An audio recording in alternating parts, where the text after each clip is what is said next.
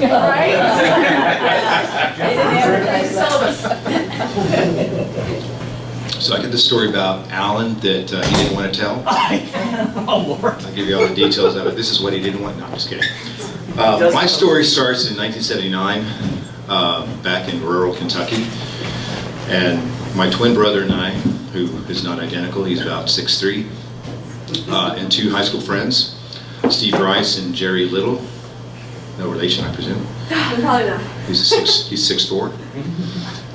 Decided to take a camping trip down to the Red River Gorge. We lived in very rural Kentucky, and it was just a 1.5 mile hike down to the Red River, and so we would constantly go down there and hike up river and fish and swim and do things like that. So we said, let's do a weekend trip down there. I'm working on my cold. So we got backpacks and carried food and everything we needed, and started hiking down there. We got down to the river, and of course we're still 17-year-olds, so we're impetuous. And one of the first things that we found on the river was a floating bottle, half filled with J&B rare Scotch. And so we pulled it out, and we were shaking it around like, "What? Hey, is this the stuff?" And open it up, take a sniff. It smells like Scotch. It's like, you try it. No, you try it. Ben, you try it.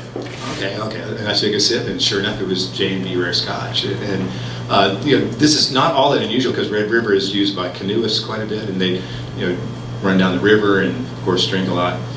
So we took this bottle, we hiked back up into the gorge area, up from the river, where there were these wonderful cliffs, and found a really great place to put a campsite because we had some protection from the rock wall, and were able to put a fire there, and then proceeded to polish off this bottle of J&B rare Scotch, 17 in it. Of course, it didn't take much to get us really silly. And then woke up the next morning, and one of my dad's Army surplus down sleeping bag was burnt on one side because we were sleeping next to the fire. So we packed everything up, and we started walking down to the river again. And we got down there, and we kept hearing noises like things banging around down at the river. And we thought, well, there's probably some boaters down there that are pushing through low water or something, like scraping and banging and shouting and stuff like that. And we get down to the bottom there, and we get to the bottom, and we hear some gunshots ring out, pow, pow, and we're like, holy shit, what is this? So we're kind of nervous. We're planning to hike up the river. There's a bridge up the river, was kind of the destination. They were going to turn around, hike back up to the farm where I lived, and then we're a little nervous all of a sudden. So we're getting together, and then we hear somebody yell, "Get the fucker!"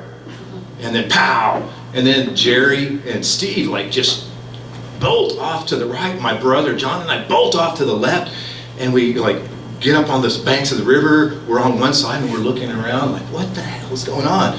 And then we hear a zip, like bzzz, a bullet zips by us. We hear the sound of it zipping by, and sticks into a tree. And John and I look at each other. We drop our packs, and we run like hell up the side of the mountain towards the cliffs there. And we find this narrowest little crevice that we could find, and we shimmy back in there. We're both cuddled up together, just shaking with fear, wondering what the hell's going on here, and worried about what Jerry and Steve are doing at the time. And we stayed in there we had to be there at least 20 minutes. Just kind of shaking with fear, watching to see if there's anybody that's walking along the low floodplain of the river. And so nothing's happening. And then my brother John, who's always the braver of the two of us, helps to be 6'4" or 6'3". He says, "I'm going to go down there and check on Jerry and Steve." And he said, "No, John. What if there's somebody down there?" And then we hear Steve yell out, "Hey, John! Hey, Ben! Come on down! Hey, where are you?" We're thinking, are they being held hostage? Have they got a gun to their head or something like that? What if it's a trick? And John said, "I'll go down there and check." I said, "No, don't go." He said, "No, I better go." So he creeps down there, and he sees Jerry and Steve. They're sitting on a log that's across the river there.